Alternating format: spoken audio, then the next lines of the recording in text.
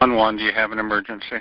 Yes, 95 West. I spotted a tornado. There's an active tornado on the ground at this time. Chief Glick from Worcester Police Department and I talked, and we discussed that we needed to bring everybody together and just frankly evaluate our own performance on the thing. We talked about the things that we liked about the way things went. We talked about the things that we saw as our good fortune, such as it being daylight and the fact that we did not have injured people, the fact that we did not have to do any real significant rescues. Those are all emotional and distracting things to an emergency response that tie up your resources real fast. And then we looked at the things that we thought we could improve on. The command vehicle, I need to get more pens and pencils, paper. There are some internet capabilities that were not completely set up.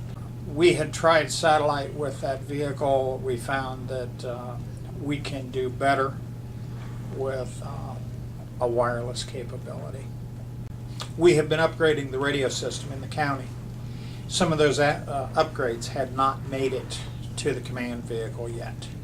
And then I think finally we need to get more people trained to staff that vehicle. It is a problem with dispatch centers getting so busy during emergencies. 8500 Wooster Township, Fire and Squad personnel responded to OARDC, 1680 Madison Avenue. Unknown injuries, several buildings hit by tornado.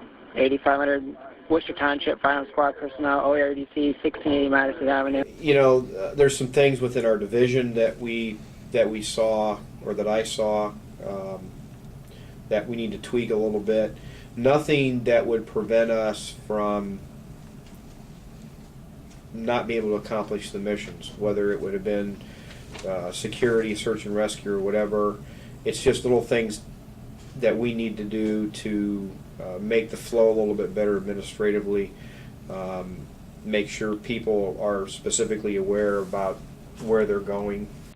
19. Got a funnel cloud spotted just south of Worcester Iron and Metal, moving east. It's taking down power lines. What was your assessment of how everyone responded?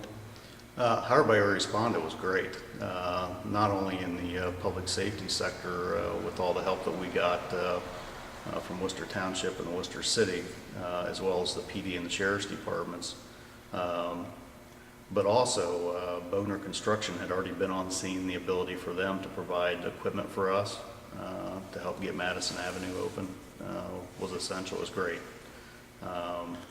And so the response was fairly quick, considering the road conditions and the storm. And as soon as everybody got together, everybody had a job to do, and they got it done.